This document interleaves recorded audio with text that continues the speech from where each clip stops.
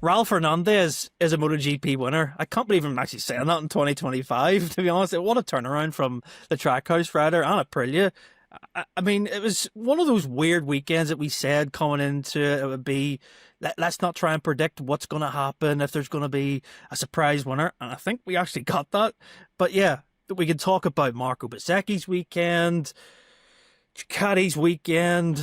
There's just so many variables that have happened. Joining me, Jordan Moran, to discuss it is Lewis Duncan and Pete McLaren. Lewis, we'll just get straight into Fernandez. I mean, you could say fortunate that Bezzecchi had the 2 long laps, but to ride at the pace that he ran at, he was fast from even in the sprint. He got on the podium. I mean, it was a really surprising weekend, and it's probably the one that's, I would arguably say it saved his career for a few years at least, because he's proved after all these years that he is as talented as he maybe was thought of in Moto2 back in the day. Yeah, I mean, before we get on to the various reasons why other people should have won that race, I think you got to give Raul a lot of credit for both races really this weekend. Just the way he fought at the front, led.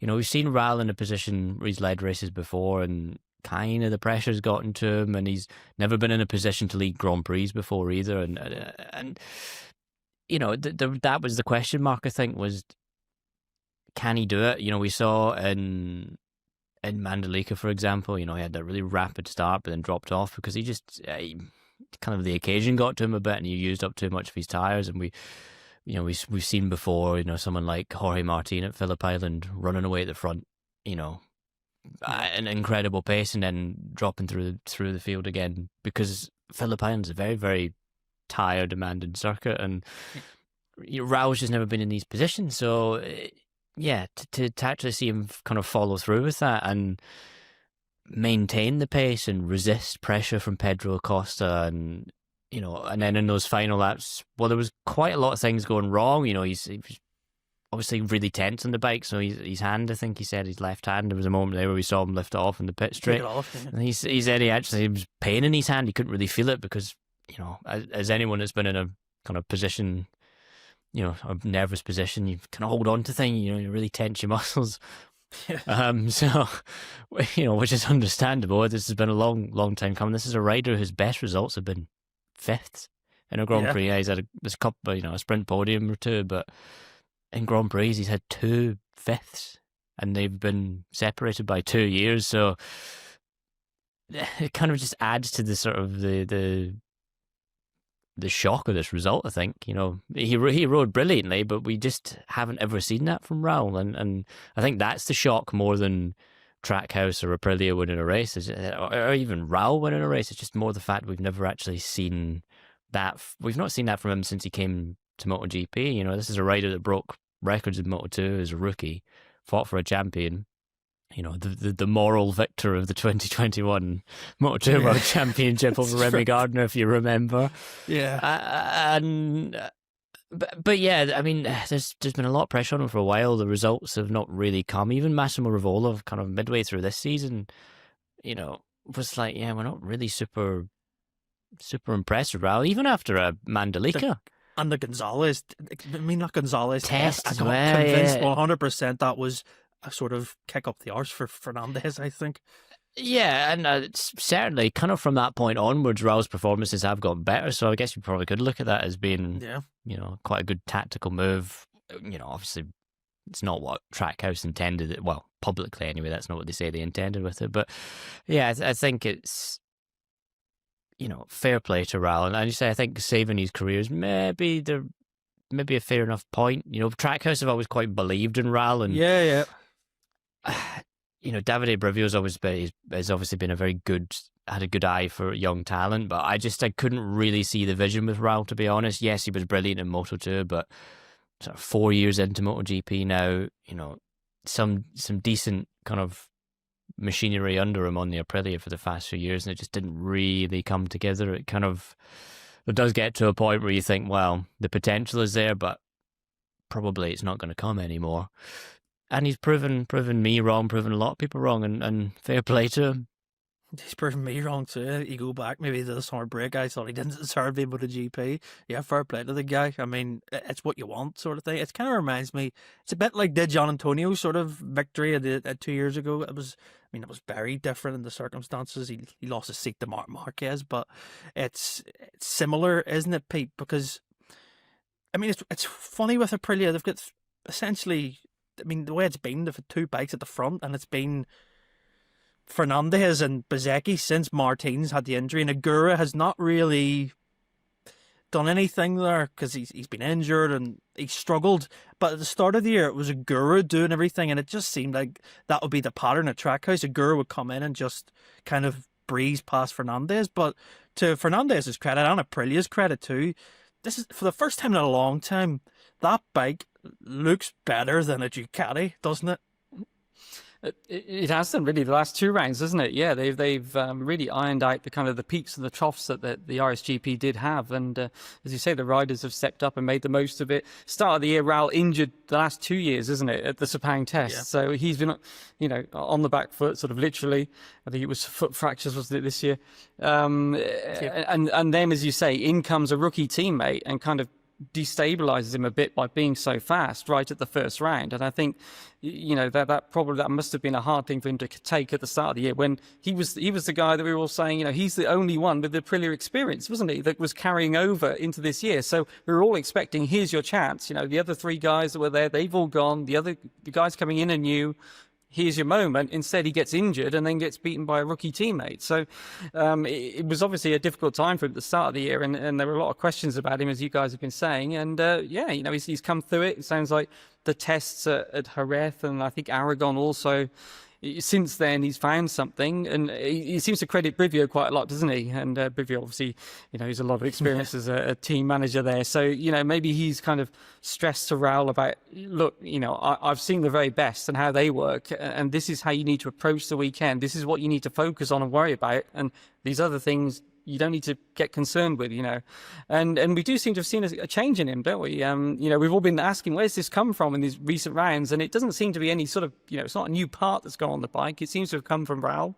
And, finally unlocking that talent, which, as you guys say, Aprilia have believed in him for a long time, haven't they? They've been saying things like, we can see the data that you can't see. We know what Raul can do on a bike. But he still has to do it, and he hadn't done it, had he? He'd always, when he was in the position to shine, he'd make a mistake or things would go wrong. And there was a bit of a feeling on Sunday. It was, what's going to happen here? Is he going to keep it wheels upright all the way to the flag? And in credit to him, he did, didn't he? It was a perfectly managed race.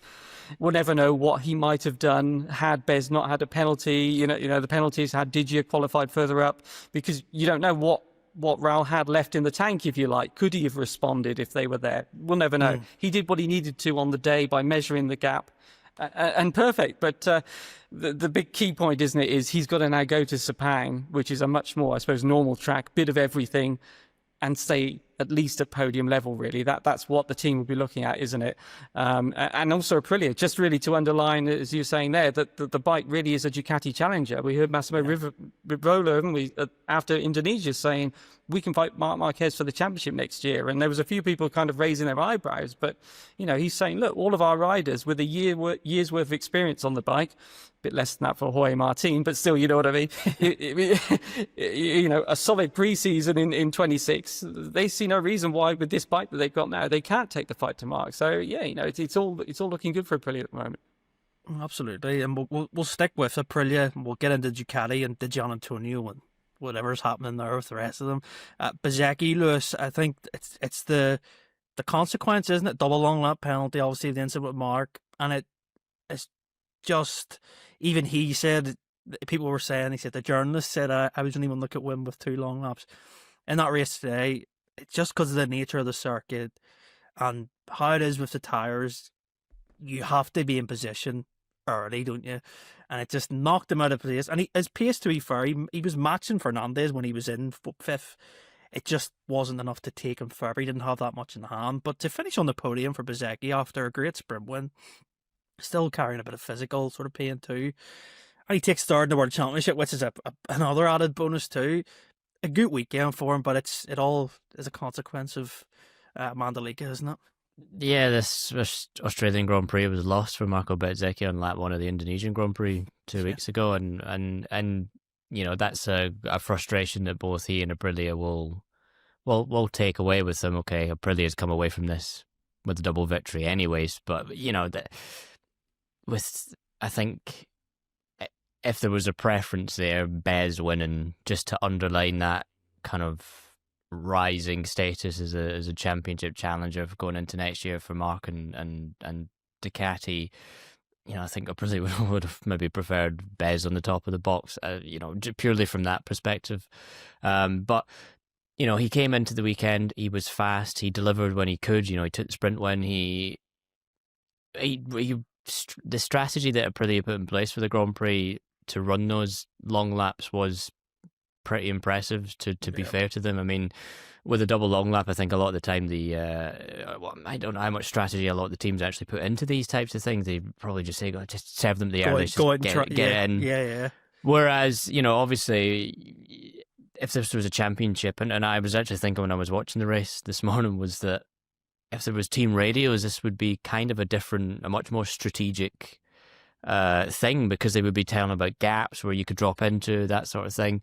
As it was, they said to him, look, you need to go out and build a gap. So he did. He led the race, pulled about a second, 1.1 seconds. That put him into third when he took his first long lap penalty, which, had it just been the one long lap penalty, that would have been,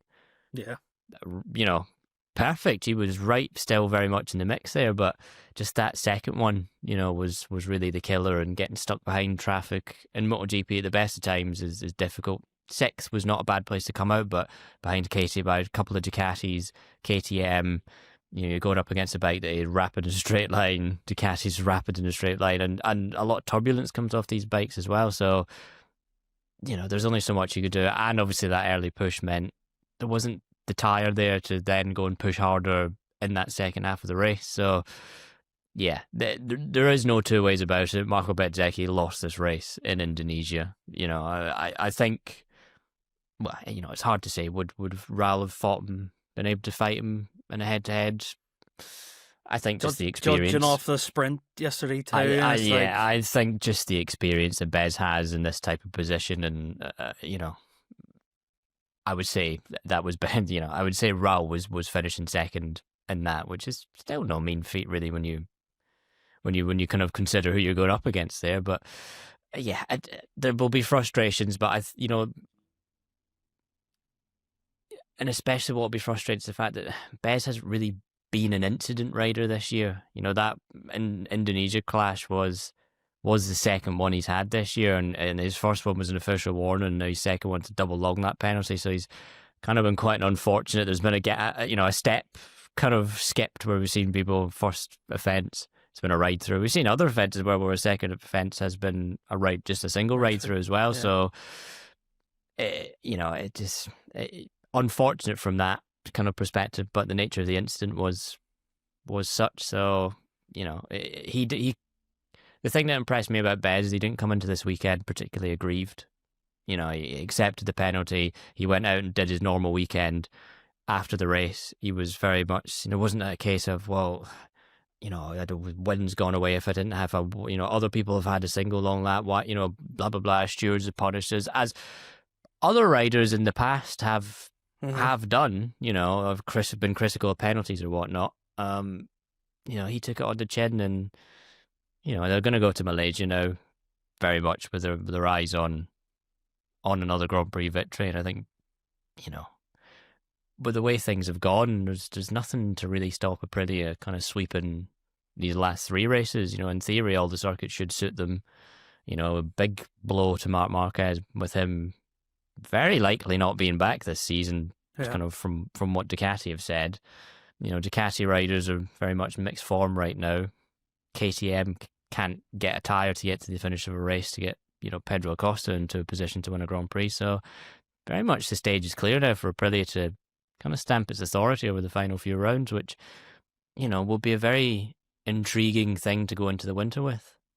Yeah, you're spot on. So, and I don't mean to bring it up. I don't think Jorge Martin listens to the podcast, but I imagine how he feels. Like, that would be Well, that would see if he punishes himself in the gym, he'd be doing extra work for that, because I think seeing Raul Fernandez win, obviously your teammate's been doing well, and Jorge was just getting to that point in Japan where it was getting to the circuits where he's really good, and it just, yeah. I mean, thankfully Massimo Rivola has said if Jorge gets a good pre-season, off-season in the winter, 2026 could be something for him. It's still not all lost, but man, that is just a massive, yeah, that would be annoying me, but that's part of the game. I suppose it could be worse, Pete.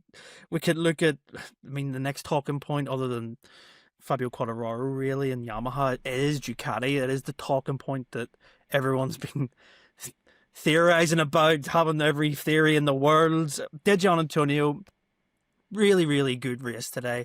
I mean, if he, as Lewis said earlier, if he qualifies better, he potentially could win that race because his pace was really, really strong, really good on his tyres. But the other Ducatis, and this is not just 25 related, 24s were struggling. It just looked so off, didn't it, this weekend? It's always one rider that kind of bails them out. It's been 2 weekends like that now, actually. Yeah, it has, isn't it? Yeah. I think Lewis said on the podcast last week, wasn't it, that we'll see what Ducati does without Marc Marquez and whether he gets a few more zeros on his contract. Well, what do we get? No Ducatis on the front row, no Ducatis on the sprint podium. Yeah. And, and Didier came through in the race. Yeah, I mean, Didier, obviously great race and had the pace to win it, but then he's good at Phillip Island. It's one of his tracks. He's good around there. So you've got to be a bit careful about, I mean, Phillip Island is such a unique track, isn't it? That how much is the rider, how much is the bike? It's always a tough one to sort of separate them. Phillip Island more than anywhere because it's such a special place. But yeah, I mean, they're coming in and we're all looking to see what's Bagnaia going to do, and completely different track again to sort of Mandalika and Bezzecchi, and yet the problems are the same as he's had in Indonesia, if not worse. Slightly slower at the sprint, wasn't he, as far as the distance to the winner in last place again. And then, yeah, it's just mystifying, isn't it? And you could see the tension in the Ducati pits. Here we are. We should all be celebrating this fantastic World Championship season for Marc Marquez. But the questions they're all getting are, what's going on? What's happening with, with Pecco? What's happening with the other bikes? Why are Aprilia so strong now? And all this. And Ducati are making the point quite rightly that the concession system is probably finally, we're in the second year of it now, and things are sort of, they're obviously stacked against Ducati. That's the idea. If you're in the top band of the concessions, things are stacked against you. Maybe that is part of it. It is sort of closing in. I think Michele Pirro, who was the stand-in for Marc this weekend, made that point, didn't he? That we are restricted on our testing and everything else. And, Aprilia and KTM, they are also, they do have a few more tyres and that kind of stuff, but similar kind of restrictions. It's not night and day. I think it's fair enough to say when you compare Ducati, for example, to Yamaha and Honda, obviously there's a big difference in what Yamaha and Honda can do to the bikes, isn't there? But yeah, I think there's, for Ducati, it's, I think the look on Gigi's face when Pecco walked into the garage and even on FP1, wasn't it? And the shaking and the onboard, and then even up to the warm-up, and those images in the warm-up of the bike almost being thrown out of Pecco's hands on the straight. And it sounds like, as Davide Tardozzi explained afterwards, that they'd gone with a kind of a radical setup just because they don't really know what the problem is. But what it did tell them was go the opposite way. They did that for the race, and it was probably the best that Bagnaia was able to do all weekend. But even then, what was he, 12th place, 10th fastest lap? The bike was more stable, he said, but that was about it. He might have got a top 10 at best. I mean, it wasn't going to be anything like what he would expect around there. So, yeah, it's just another mystifying performance, really, and more head-scratching for Ducati. And, they're missing Marc Marquez, aren't they? As we know, but I think more than ever this weekend underlined it, because even if obviously only Marc could do what Marc does, but at the same time, the others can also learn from him, can't they? They can see, okay, where's he making his time? How is he using the bike? Is the shaking that Pecco's doing, we were discussing before, weren't we, John, that Pecco's size doesn't look that different. That would be one reason that we've seen in the past for that kind of thing. Danny Pedrosa had it on the Honda down the straights, didn't he? But he was a very small rider. You mentioned Melandri, also another small rider. But Pecco's not physically that different in size to the other Ducati riders. So, is it how you apply the throttle out the last corner? Is it the ride height device? Who knows? But I mean, look, as Tardozzi said, if we knew what it was, we'd have solved it. And I think that's what it comes down to, isn't it? Absolutely, and I want to ask you about this, but Pete said before, the first time they've not had someone on the front row in 98 races. They weren't on the sprint podium for the first time ever. And I'm like, that's 57 races. And it's like, it's one of those weird things where it's a crisis, but it's not a crisis, because you just think, holy shit, that was 57 races in a row. Like, it's like when, I always think it's when Mercedes used to have a bad race in the real dominant era. It was like, oh my God, Mercedes are crumbling, and then they come back and win like the next 10 in a row. But it's like, it's a crisis. It really is, because you can look at this year and you go, Marc Marquez has papered over the cracks just because of who he is. And this bike, I mean, Di Giannantonio, I think, is the real interesting point here, because people compare Marc and Pecco a lot. But Di Giannantonio's results, you look at him consistently, he's actually probably been the second best GP25 across the season, hasn't he? Yeah, I mean, it's an interesting one, because I think for most of this season, we've seen obviously Marc up there. Alex Marquez has generally been up there as well. I think latterly there's been more mistakes, but I think also what we're seeing now with the GP24 is that other factory bikes have developed to a point, particularly Aprilia, where they are the Aprilia you can at the very least say is definitely a better bike than the GP24 is now. You know, we don't really have an accurate representation yet. Is it better than the GP25? Because we don't have the right riders on right now, really. You know, that's not a knock against Di Giannantonio, for example, but I believe Marco Bezzecchi is a much better rider than Fabio Di Giannantonio. I think we've that's kind of been proven over the past few years. So, you know, that's one thing. So, I think that there's that element of it. There is the other element as well of the Ducati stable. We said coming into this year, it was amongst maybe the weaker ones they've had for a while, and while some people have stepped up in quite a big way, you know, Franco Morbidelli is a very hit and miss rider. You know, always has been really since those kind of really heady days of winning on the Petronas SRT Yamaha. You know, Fernando is a rookie. That's always going to be up and down. Alex Marquez's consistency has been way more impressive than I think we ever kind of imagined. So fair play to that.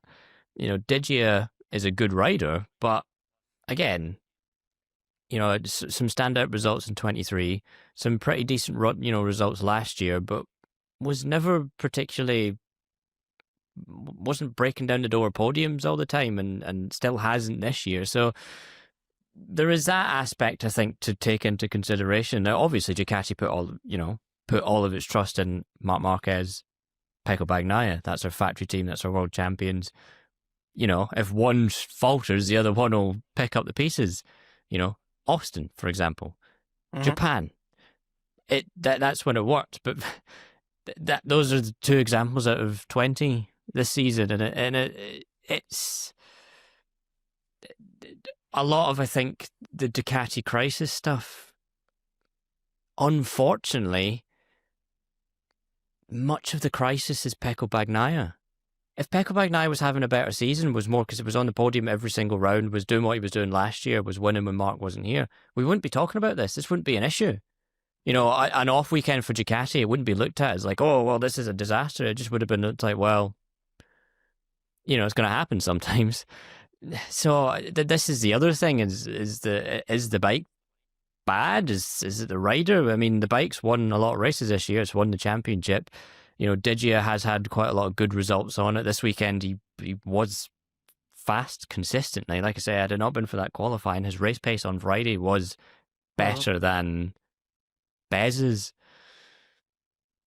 You know, the one kind of common denominator that's, you know, Alex Marquez has been regularly good. The common denominator who kind of has been the struggling one is Pecco Bagnaia. And Pecco, is this the bike, you know, being exposed, or is this Pecco Bagnaia being exposed? I don't really think we can say definitively, well, this is clearly a bike issue, because, okay, yeah, we had all the shaking problems this weekend at Phillip Island. It's Phillip Island, though. Like, we see bikes have a lot of head shakes all the time. I mean, the race had to be moved back because of high wind, you know, gusts. Forecast. Pecco Bagnaia from the off this weekend was like, yeah, I think we will speak to race direction about getting the race moved to Saturday. You know, a couple of other riders agreed with him, but, was he kind of predicting the fact that the instability that the wind would cause would be too much of a problem for him, rather than it being a genuine safety concern? Given what we saw over the rest of the weekend, with all the head shaking, with all the constant problems that they were having,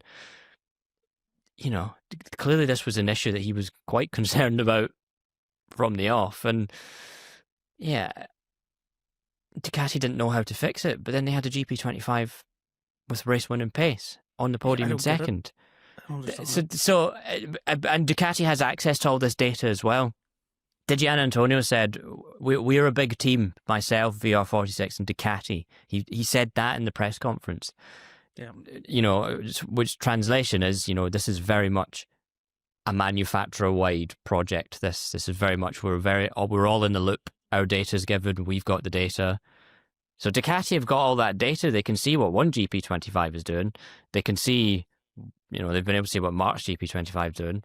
And they're seeing what's going on with Pecco, but yet they don't have any answers for it. And and Pecco said this, but they built the boat, rebuilt the bike 4 or 5 times this year. And, we thought going back to these GP24 parts, that would help. And we saw Japan was a great weekend. Now we're sat here thinking, well, what was kind of the one key thing about Japan that we haven't seen since? And it's those high mass brake discs that we do know he's have felt more comfortable on, but hasn't been able to use everywhere because you just can't. So are we now just looking at Japan as being a gift of circumstance? Good bike, good track for Ducati. He has the brakes that he likes. He had that very small mental boost from Mazzano of like, oh, well, clearly by riding the GP24, I was good, I was fast. So clearly I'm not the problem.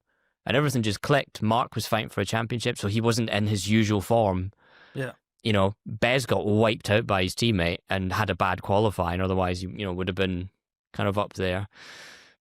We now look at Japan as very much an outlier, and we're still none the wiser as to what's going on. Ducati are none the wiser, and I think there's lots been made of Gigi Dall'Igna's face when Pecco came back after his crash. And I think fundamentally, as we've heard from other people, from insiders from the paddock, Ducati have probably done all they can, and certainly they've probably done all they believe they can, because they're seeing other riders not struggle so much. They're seeing the data, and yet they're getting this feedback from Pecco that's for these problems that are emerging that other people don't have the same problems. And it's like, we have no answers, because maybe there aren't any answers. I think there is. We've seen it long enough now where maybe we do have to kind of consider that this has been such a kind of bone-crushingly demoralising season for Pecco Bagnaia that just he is so beaten by this situation that the confidence has just gone completely. So whatever they do to the bike, that confidence isn't coming back. Whatever they did in Mazzano that they won't speak about clearly wasn't the fix that it was meant to be, because the confidence isn't there. And as far as we're aware, as he kept saying, the bike is the same. On top of that, we believe GP25 that Digi is on is the GP25. It's not got the 24 ride height develop, all these bits that Pecco was supposed to use. So, what is going on? And nobody knows, and nobody really has any answers. And I just think that the confidence in Pecco Bagnaia right now is just so low. He said on Saturday, if what was possible, well, if Mark was here, he'd have been on the podium with this bike in the sprint. So you're kind of then saying, well, basically, my teammate can get to the podium on it. I've seen Digia can get to the podium on it. So everyone can get onto the podium in this bike apart from me. That's not a machine problem at that point. That's a confidence rider problem. That's you effectively saying publicly, I'm not good enough to get those results. And we know that's not true of Pecco. We know he's not a bad rider. But I think we have to now kind of accept that for the rest of this season, there isn't gonna be a fix. He's too confident, completely shot to bits. And Ducati can turn that bike upside down all at once, as it has done. It's not going to make any difference, because whatever Pecco is looking for is so far removed from what he can actually achieve, because he's just gone round in so many circles, chased his tail so much, beaten himself so much, that how can you possibly regain your confidence after that? And we saw in Japan. You can't, because this is going to linger on, Lewis. You think about this. There's riders that are going to try out this bike, essentially. Alex Marquez is probably going to try it in testing, and say Alex Marquez likes it, and say other riders, say Aldegar likes it, or whatever. It's all going to be built off something, a hybrid mix, whatever, because it fundamentally won't change that much.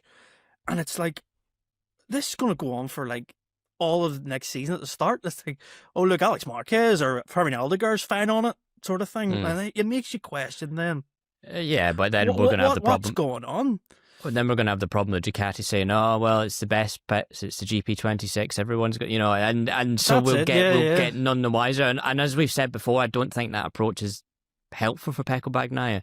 If they were just honest about it and said, "Okay, here's what we've done to the bike. Here are all the changes we've done. Here's what we're seeing on the data. Here's the feedback. Here is this black spot that we don't really understand how to marry the data with the feedback. Here's what we've seen from Pecco before." And just be honest about it. Like, he's admitted defeat at this point, so you're not really throwing the rider under the bus by saying, just being honest about the situation. I think the longer this goes on, and Ducati constantly having to field questions about, is there a rift with Pecco? Is Pecco fine? Is the team fine? Is this a disaster? Because it is undermining what has been a season where Ducati have still been dominant. That's the fundamental thing. So this whole thing has become a PR disaster, because we're not talking about the Mark Championship, even with Mark not here. We're talking about rivals coming for them. We're talking about the fact that Pecco Bagnaia just doesn't seem to have ever returned from the wilderness. And Ducati, meanwhile, have to sit there and read and take a lot of abuse about a GP25 that, as far as they're concerned, well, maybe isn't as good a bike as it could have been. Isn't a bad bike. Still the bike that's won the championship. And Pete, I want to bring you in on this because, I just want to read off some stats for anyone interested. So since the summer break, Pecco scored 61 points, but 60% of those points have came from Bezzecchi, and it's mad. So his results go, it goes 8 points in Austria, 7 points in Hungary, 9 points in Catalonia, 0 in Misano, 37 at Bezzecchi, 0 Mandalika, Phillip Island. And I mean, Pete, you can kind of just give your thoughts on the way it's kind of played out. It's like no one wants to say anything, or Pecco's just kind of going, "I'm not saying because I'm not allowed to." And it's like, this is the point where it's damaging everything that they've built as a relationship.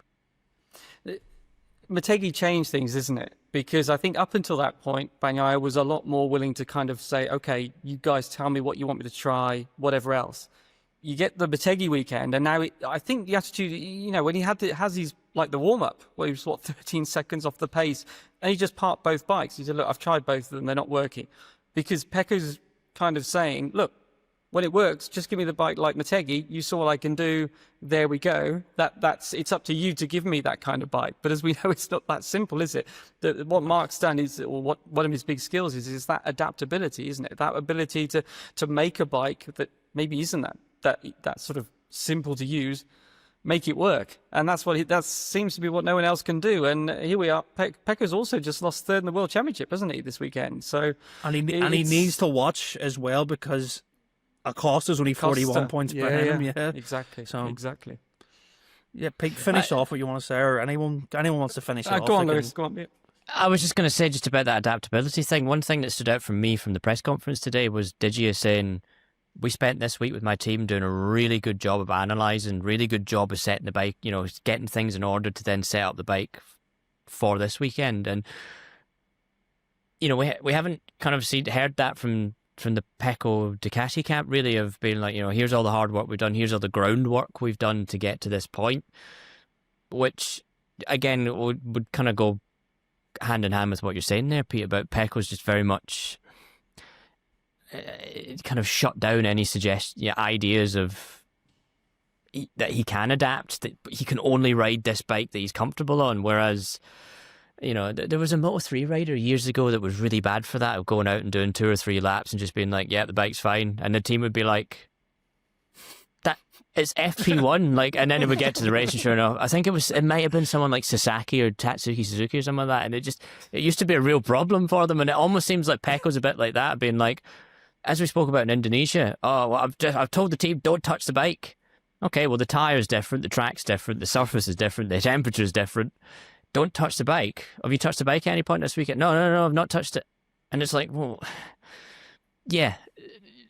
So clearly you look at the methodology that's gone into Digia's weekend versus the methodology that's gone into Ducati Pecco's weekend, and you can understand why there's always these reports of continual frustrations coming out of that camp. And one of the things that annoyed Ducati after around about Misano time was that they've seen that they've done all these things to the bike, it hasn't worked. They've seen Digia well a bit more up and down, generally not struggle as much. Yeah.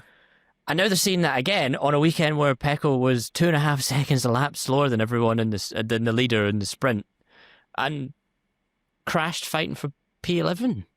They're going to look at that and go, well, what more can we do? If you're not willing to work with us. Yeah, I think you hit the nail on the head there before, Jordan, when you said about Alex Marquez and getting on the bike and testing it, isn't it? That's going to be a big day when he first rides. Of it. Because then we're going to know. If he gets on and goes, guys, he's shaking, or he gets on and goes, no, it's fine. I don't have because at the moment there isn't really between the three GP25 riders. Digi is fast sometimes. Pecco was fast at the beginning of the season, has gone downhill it seems, and doesn't quite know. That's the other mystery, isn't it? Is that it's actually got worse. He kept at the beginning of the season. The problem was that he couldn't fight with the Marquezes ahead, wasn't it? And he was constantly finishing third, but he was pretty close to them. And it was things like the front tire and when the grip would go down, that kind of thing. I mean, that would be almost a dream at this point if he went back to that situation of finishing third in all of the remaining races. You've got Digia, who some weekends is potentially a winner. And then you see, where was he, Indonesia, or the one before, back of the top 10, fighting with Morbidelli on the GB24 again. So they don't have that consistency of riders, no two riders that they can go, okay, look, what are both these guys doing that we can see a pattern emerging with? At the moment, it's, well, he's done something this weekend, he's done something that weekend. Mark is just Mark, as we know. So, it's very hard to base what he does, or it's hard for other riders. We used to hear Cal Crutchlow say in the Honda days, it's hard for them. They can see the data. It doesn't mean that they can then take it. And Ditch's actually explained this as well, isn't it? He said, look, we all ride differently, so we all have different setups. I think he said Ducati are pretty open about what parts we want to use. So although they are all GP25s, there's quite a lot of specs available, it seems. Yeah. And Ducati just say to them, look, go with what you like, what works for you. And if you're struggling, presumably you would go with the parts that are working for the other guys. So it just seems that there's too many different packages out there, and the unpredictability, and and in the meantime, you've got Aprilia just rising up. So it's an interesting end to the year, I would say. But certainly. It's almost the KTM problem, isn't it, from early in the season? It's exactly the KTM, because you didn't know who was running what, and it was like, what's going on? Well, remember, you got to pre-season testing, you had Bastianini effectively on a year-old bike, you had the others on different ones. Maverick starts to find consistency, and then they start to move in that direction. But people like Pedro Acosta, for example, were quite slow in the uptake on that. They were pretty adamant, no, I'm going to do what I'm going to do. And then KTM had to kind of walk them around and be like, this is what's working, try it. And it seems that maybe, not to change the subject, but maybe has come back a little bit, because we had kind of Acosta was going well, they brought some updates, and then from Japan he said something like, we tried an older part or older setup or something like that, which seems to have brought back these tire wear issues, and which we kind of hadn't. We saw a lot at the start of the season, then it was not so bad in the middle of the season. Now have come back again, and you have to wonder, is that manufacturers, is that rider? And I think it's the same with Ducatis. How is this manufacturer not making the right decisions, or is this the rider being a bit too stubborn? And, well, this worked for me before. Mark, again, we go back to that example and the adaptability. How often has he said, this is not how I ride anymore. I have to adapt to the bike after I ride this. What worked in a Honda doesn't work on a Ducati. I have to ride in a different way. And Bez, rode one way in a Ducati, has been able to get the bike to where he needs to be to utilise his riding style, but fundamentally he's riding an Aprilia now, so he's adapted his style, and look what's come from that. And like I said, I think the Pecco thing does every time you try and rationalise it and just fries your head, analyse this and look at this, the conclusion does always seem to kind of be the same thing for me anyway, which is the rider kind of is the problem right now. I don't I cannot believe in my head that even on a GP25 that maybe isn't to his liking, that Pecco Bagnaia is a rider that is 30 seconds off of a winner in a sprint and second to last, ahead of only a teammate who hasn't raced at all this season. I refuse to believe that is the level of a bad Pecco Bagnaia, or Pecco Bagnaia on an uncompetitive Ducati, let's say. I refuse to believe that. So that again goes back, that can't just be the bike, especially if it's second in the Grand Prix in Australia. Yeah, and I think as well, I want to put the last point on it. I see things on social media, and social media is fry your head most of the time you read on it, but there is suggestion that people think that Ducati are sabotaging this bike for him. I'm like, do you seriously think they would spend millions of pounds to piss it up the wall and essentially sabotage the guy who's won 2 world titles for them, 31 Grand Prix? Give your head a wobble, lads. Get off social media. Go outside and get a bit of fresh air. You don't do that, It reminds me of those 2014 F1 season when the Mercedes used to burst into flames, and it was always Hamilton's car, and all these mental fans would be like, "Oh, they're deliberately setting his car on fire." It's like, do you not realise how much these engines are to develop, and they're just going to start lighting them on fire? It's like, and on that as well, people being like, Ducati, they built a bike for Mark. They didn't. Lies. No. They'll have taken on board some of his feedback over the winter for sure, yeah. But the bike, the bulk of the development was not. They've not got Mark on a bike and going, okay, we've not rebuilt it over the winter, because they don't have the lead time to do that. That's not how development works. You can't just be like, okay, Valencia test. All right, we'll go back to the factory now over Christmas and rebuild the bike around you. It's not how it works. That was a development process that went on for a full sort of season, really. Yeah, so these conspiracy theories don't help. Let's remember, if we rewind to the pre-season, Pecco and Mark, they were making a big thing of our feedback is the same. We agree on this. Exactly. There was no idea of some sort of rift of, well, Mark wants this, Pecco wants that. What are we going to go with? We were led to believe, weren't we, on the outside, that no, they completely agree on this is the path we want. These are the parts we want. So, I think that the idea that Ducati have somehow had to choose a path that favoured one or the other rider, that wasn't at all what we were hearing. And obviously, once the engines are homologated, that's it. So there was a big part of sitting those guys down. Which engine do you want? And they ended up going with something nearer a GP24. We hear it's just sort of durability is the phrase I think Gigi uses, changes, that's it. Whether that's inertia or anything else that could be somehow to do with Pecco's problems, who knows? But the point is there was no big...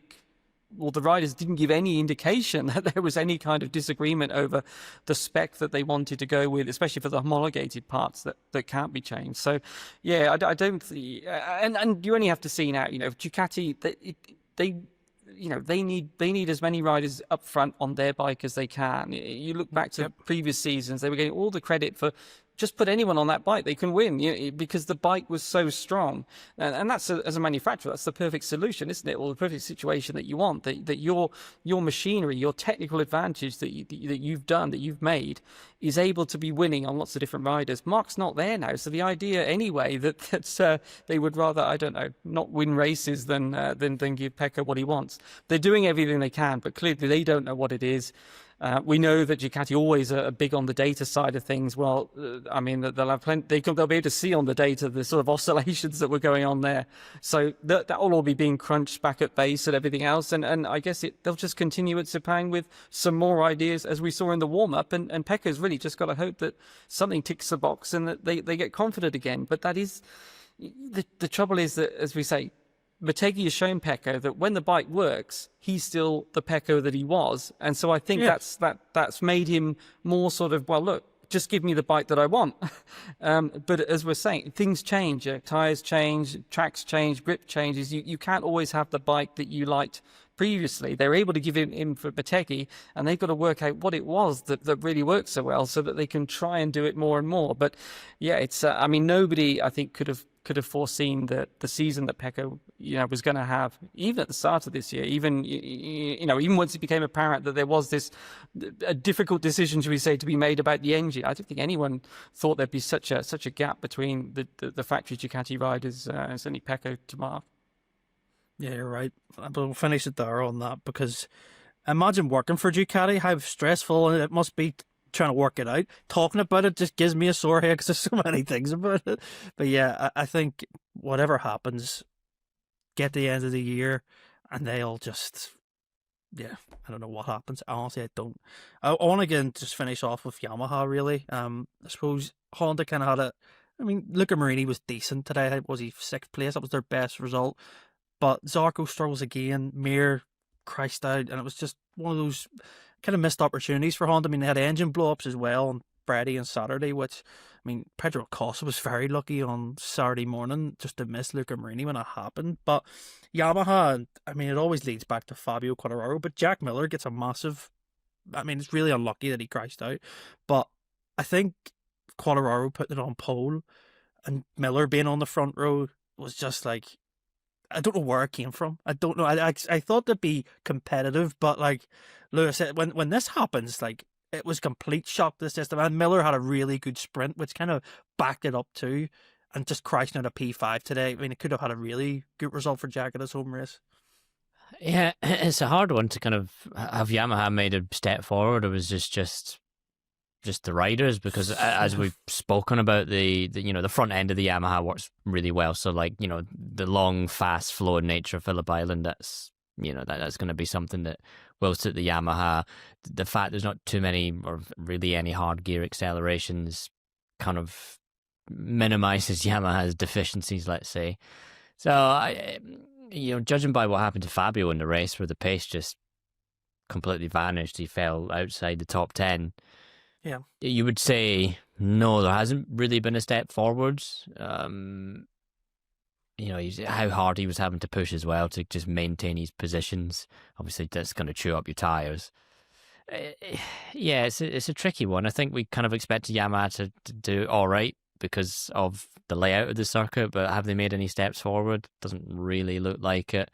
Honda was the disappointment, I thought, with the engine upgrades and the fact that the bike is a lot more agile. I really thought that Phillip Island was going to be another podium weekend for Honda, or certainly, much, much closer to that battle than they ended up being. And, I'd say Luca Marini's given them a good result because Luca Marini's just a much more methodical rider. He kind of, in a race like that where you've got high tyre wear, things like that, Luca's just quite intelligent, and I think that kind of outmasked the overall kind of general disappointing performance of the Hondas in general. So yeah, these are obviously two projects that are very much still in a rebuilding phase, so it's not gonna be perfect all the time. I think be interested to get to Sepang, where I think they've done some testing recently. Yeah, absolutely, yeah. So they'll have some data for that, and we have seen when they've gone to tracks where they have had previous data, they do tend to run pretty well. So yeah, I think both manufacturers have very much got their eyes on Valencia test on the Tuesday now in November to kind of really start hitting the ground run. To be fair to Honda, they had looked like they had a new aero package in Phillip Island, so they've not eased off the gas, but I think it's I think very much all eyes are very much on testing now and getting the new bikes, or especially from Yamaha's case with the V4. Yeah, absolutely. I think we'll wrap it up there, gents. It's been a long day, and as well, I'll give us one prediction. I think we can try and call a race winner.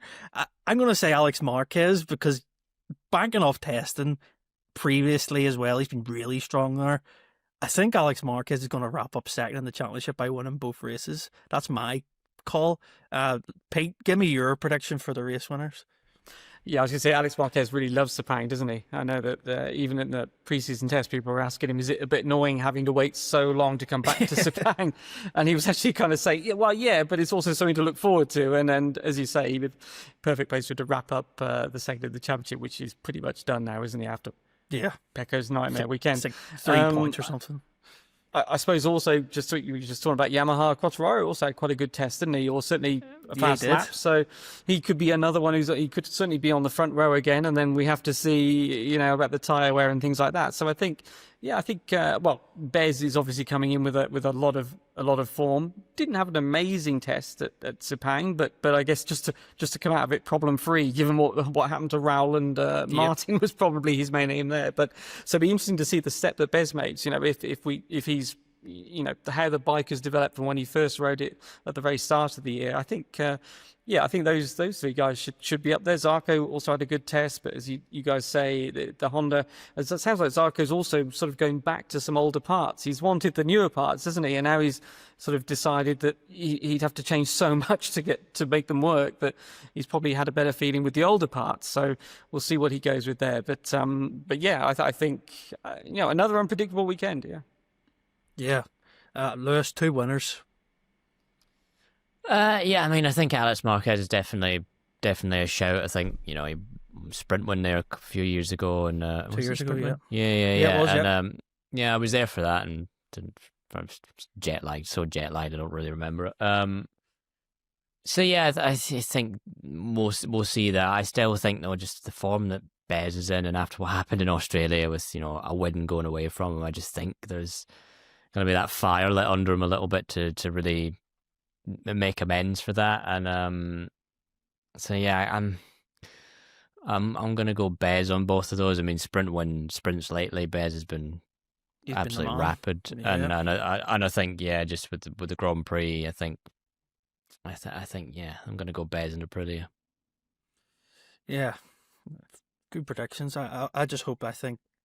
I don't know if I'm thinking maybe the Aprilia sort of voodoo test they had and like maybe the lack of data, but I don't think it should affect them. I mean, they'll be fine when they get to Malaysia. As you say, Bezzecchi as well. I think that bike has just been so good in sprints. It's been so rapid on the one lappers too. I mean, the lap records he produced this weekend were just ridiculous. I mean, he took I think it was near 8 attempts out of Martin's old one at Phillip Island. So yeah, that tells you something. So yeah, Sepang also, keep an eye out on the YouTube channel and podcast. There's a 10-year anniversary of something that's happening this weekend coming. Yeah, I think you want to listen to it because I think most people know about it, and we're going to dive into it a bit more. We'll keep that for next week. And yeah, listen, if you've enjoyed this podcast, like, comment, tell us what you think of everything, essentially, from Ducati, Raul Fernandez, Alex Marquez, whatever you want. I'll respond to them in the comments. Like and subscribe if you're listening on Apple or Spotify or Acast. Give us the 5-star review there. And yeah, we'll see you next week for the Sepang review. And also, those special episodes as well. Keep an eye out for those.